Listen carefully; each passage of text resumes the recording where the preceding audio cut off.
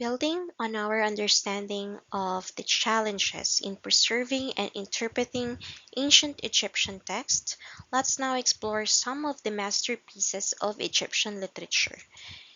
Ancient Egyptian literature, spanning millennia, provides a captivating glimpse into the civilization's worldview, beliefs, and daily life. From tales of gods and pharaohs to practical instructions for the afterlife, these texts reveal a sophisticated and nuanced culture tapestry. One of the most prominent and well preserved examples is the Book of the Dead, a collection of spells, incantations, and prayers designed to guide the deceased through the perilous journey to the afterlife. This literary work not only offers insight into the religious and philosophical thoughts of ancient Egyptians, but also reflect their daily experiences and social values. By studying these masterpieces, we gain a deeper appreciation for the complexity and richness of ancient Egyptian culture, connecting us to a civilization that continues to fascinate and inspires us today. So take note, we're going to focus on the Book of the Dead. So it's a collection of spells, incantations, and prayers designed to guide the deceased through the perilous journey of the afterlife. Delve into the origins and history of Egyptian literature. Starting from the early dynastic period. This era marks the beginning of Egyptian literature, with the earliest examples carved onto stone tablets and tomb walls. These texts often focused on praising kings and gods, celebrating their achievements, and providing practical instructions for daily life.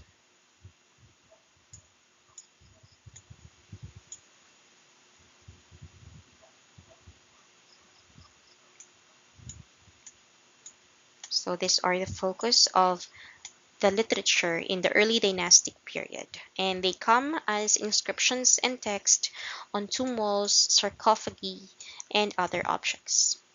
Now, going to the Old Kingdom period.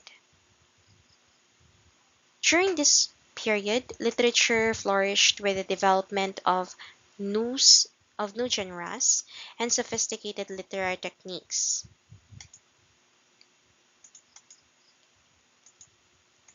Texts from this time include tales of gods and heroes reflecting the emergence of individuality and personal experiences. So the literature during the Old Kingdom were mostly about tales of gods and heroes. So there comes the focus on sophisticated literary techniques such as parallelism and metaphor. Now comes the Middle Kingdom period. This era saw a flowering of wisdom literature, offering advice on morality, ethics, and the pursuit of good life. Notable works like The Tale of Sinohe emerge, exploring themes of divine providence and social order. So this is more, the literature on this period is more on wisdom. So wisdom literature, and it is literature focusing on advice and morality ethics. And for the New Kingdom period, it's marked by a renewed interest in religion and mythology. This period produced numerous religious texts, including elaborate versions of the Book of the Dead. These texts provide detailed guidance on funerary rituals and beliefs about the afterlife. So the interest in the New Kingdom period was more, it returned to religion actually and mythology. So it's more of a large scale temple complexes and production of numerous religious texts, including more versions of the Book of the Dead.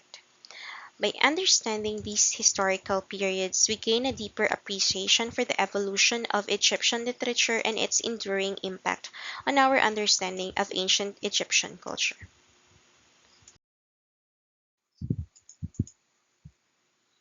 The Book of the Dead, the Guide to the Afterlife of the Ancient Egyptians.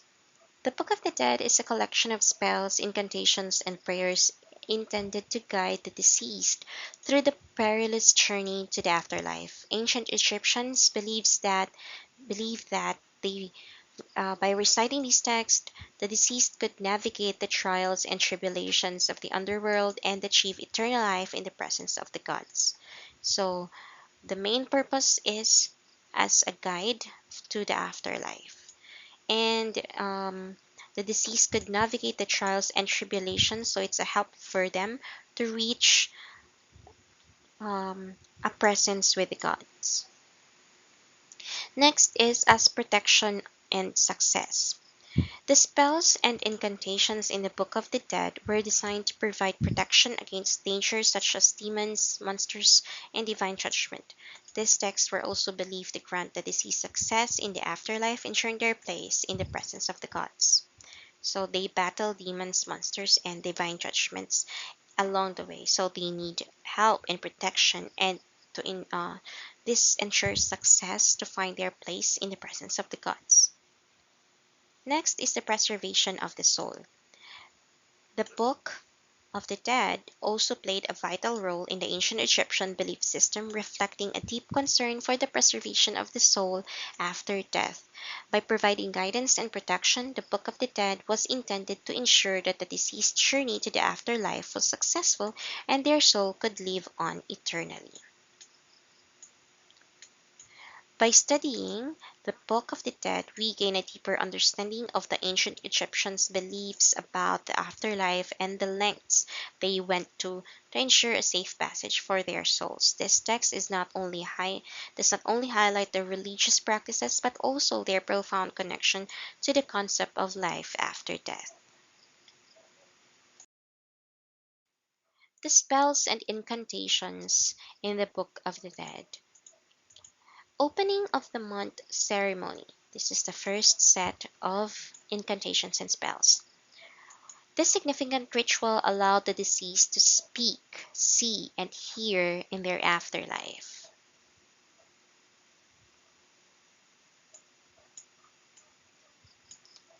Priests performed this ceremony during burial to ensure these abilities for the deceased, highlighting the importance of communication and sensory perception in the afterlife.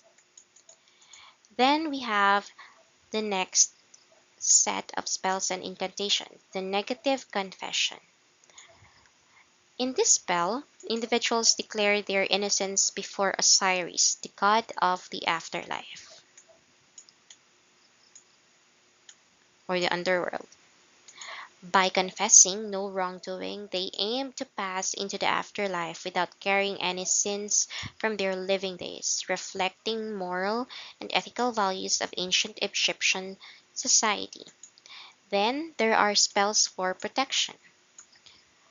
These spells provided guidance and protection against demons, monsters, and other dangers in the afterlife. They were essential for navigating the treacherous territories like Aaru,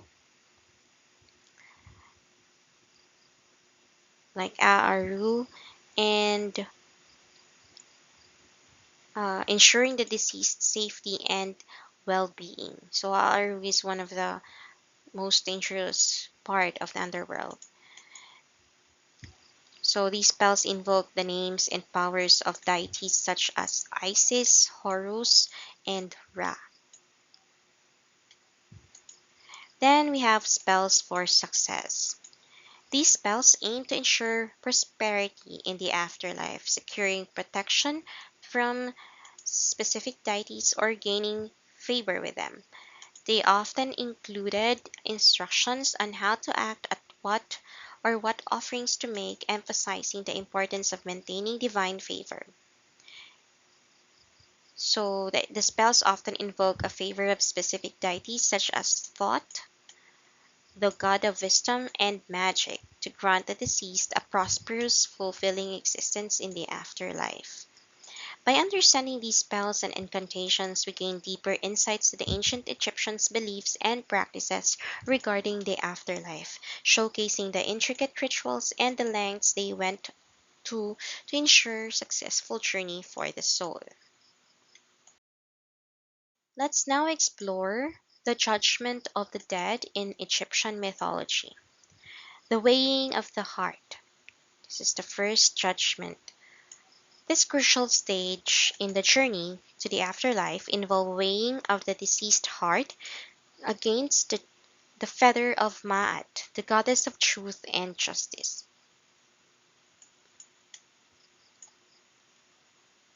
If the heart balanced with the feather, it was deemed pure, granting the deceased access to the afterlife. However, if the heart was heavier, it will be devoured by Amit, signifying eternal damnation.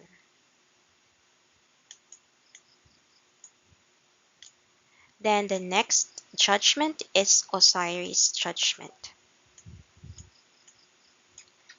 After the weighing, the deceased would appear before Osiris, the god of the underworld, who would judge their life and pronounce their fate. Osiris would question the deceased about their actions in life, and if they had lived virtuously, they would be allowed to enter the afterlife.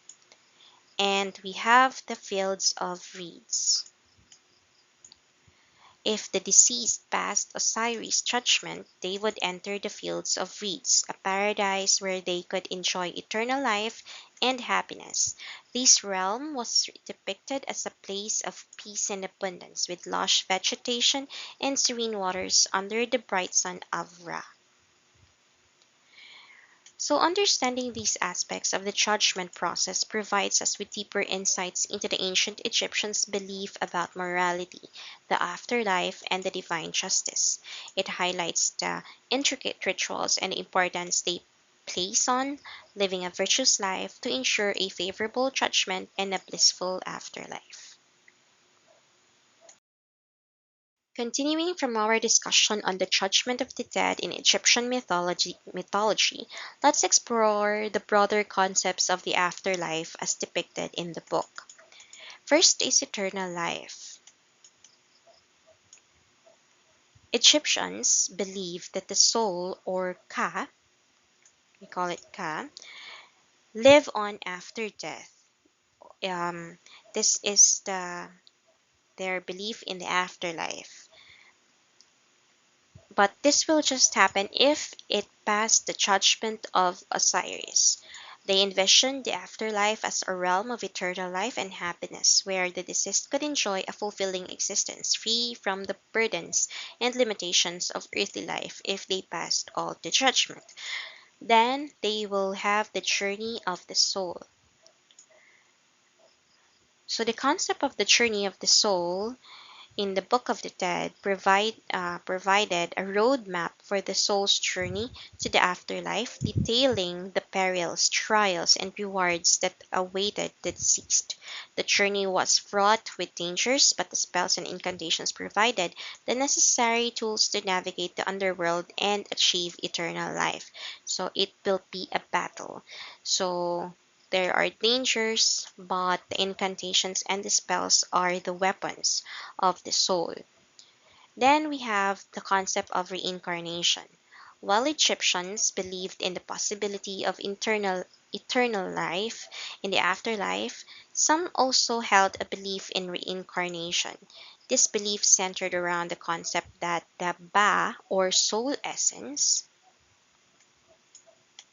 here it is, could be reborn into a new life, continuing the cycle of life and death. By understanding these concepts, we gain a deeper appreciation for the ancient Egyptians' views on death and the afterlife, highlighting their intricate beliefs and the importance of successful journey for the soul. Let us now go to the hieroglyphics and symbolism in the Book of the Dead. First is, let's discuss the Eye of Horus. This symbol represents healing and protection. According to the ancient beliefs, it was thought to ward off evil spirits and promote health and longevity in the afterlife. The Eye of Horus is often depicted as a vigilant eye overseeing the well being of the deceased. So, this is the important role or function of the Eye of Horus. So, it is to ward off evil spirits in its journey. Then we have the feather of Ma'at, which we have already heard so many times in this discussion. So, embodying truth and justice, this feather played a central role in the judgment of the dead. During the weighing of the heart ritual, the heart was weighed against Ma'at's feather to determine moral worthiness for entry into eternal life. Then we also have the scarab beetle. Associated with rebirth and resurrection, the scarab beetle symbolizes transformation, and its natural behavior of rolling balls of dung was seen as a metaphor for the sun's journey across the sky, representing the soul's journey to the afterlife. So, the scarab beetle is representing soul's transformation, and this is on the rolling motion of a dung, rolling a ball of dung by the beetle. That's the symbolic soul's journey around the sun in the afterlife. Then, lastly, we have the ankh. Known as the key of life, the ankh represents eternal life. It was often held by deities or given to pharaohs, signifying their divine essence beyond the realm of death and earth. So the ankh, symbolized by this figure, represents the union of the physical and the spiritual realms, and it's often representing um, the symbol of life and eternity as the deceased transition to afterlife and their eternal existence. These symbols collectively offer invaluable perspectives on how ancient Egyptians viewed their world, a world where religion intertwined seamlessly with daily existence, guiding their beliefs and practices surrounding life and death and the afterlife. I now present to you the prominent papyrus versions of the Book of the Dead. So they come in different versions. First is the papyrus of Ani. Here it is. So this one is one of the most complete and well-preserved versions of the Book of the Dead. It includes detailed illustrations and extensive spells, offering a comprehensive guide to the afterlife. The meticulous detail in this artwork provides us with a vivid depiction of ancient Egyptian beliefs and praises. Then we also have the Papyrus of Hunifer. Hunifer. Known for its elaborate illustrations and numerous spells, this version offers a fascinating insight into ancient Egyptian beliefs about death and the afterlife. The artistic vision and symbolic depth of this papyrus reflect the intricate understanding of the afterlife journey.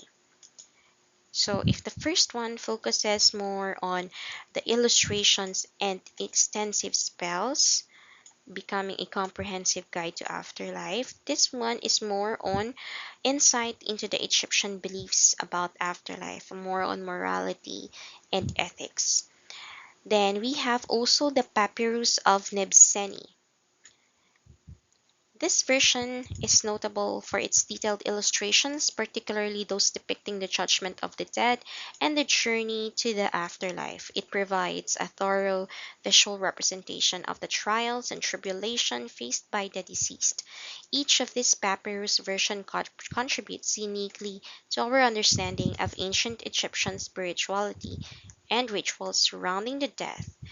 They not only serve as guides for the deceased, but also as rich sources of historical and cultural knowledge for us. So this one is going back to Papyrus of Nibseni. This one's focusing more on depicting the judgment of the dead. But there's also one last version of the papyrus, and this is the Papyrus of Nu. So this version is noteworthy for its focus on spells. So this one is more on spells related to protection and success in the afterlife, focusing on the importance of surviving the perils of the underworld. So, the different literary techniques used in the Book of the Dead are parallelism, metaphor and symbolism, repetition and incantation, and mythological narrative. In terms of parallelism, the book used parallelism to put emphasis on the rhythm and emphasis on the narrative. So this technique helps to convey importance of the spells and incantations, since spells and incantation are are needing the rhythm and emphasis to make it more engaging. Then we have metaphor and symbolism. So the text used metaphor and symbolism along with imagery and allegory to enrich the text, making it more engaging also and thought-provoking. Then we have repetition and incantation. The use of repetition in the book was not only as a literary device, but it's also a vital element in the performance of the spells and incantation. So we cannot do away with it since we have spells and incantation that's already given, the repetition. The repetitive nature of the text was believed to enhance the power of the spells and increase their effectiveness in protecting the deceased. And lastly, we have the mythological narrative. The book incorporates the mythological narrative and tales of gods and heroes, weaving together religious beliefs, cultural traditions, and practical instructions for the afterlife. These particular narratives are important in giving a deeper understanding of ancient Egyptian cosmology and worldview, so that the tales of gods and heroes are always inseparable. As we conclude our exploration of the Book of the Dead, let's reflect on the importance of preserving and studying ancient texts. On the left, we see an exhibit showcasing the Book of the Dead scrolls in a museum setting. These scrolls are meticulously preserved and protected, providing invaluable insight into ancient Egyptian culture and beliefs. The careful preservation of these texts ensures that they remain accessible for future generations to study and learn from. On the right, we observed scholars and researchers engaged in the study of the Book of the Dead. They are deciphering hieroglyphics, analyzing literary techniques, and uncovering new insights into the ancient Egyptian history, religion, and culture. This intellectual endeavor is crucial um, technique for deepening our understanding of these ancient texts and the civilization that created them. Thus, by creating and studying these ancient texts, by preserving and studying these ancient texts, we keep the wisdom of the past alive. It connects us to the ancient Egyptians and their rich cultural heritage, allowing us to appreciate their contribution to human knowledge and history. This pursuit of knowledge is a testament to our unending understanding and continuous journey and curiosity to understand the world around us, bridging the gap between the past and the present.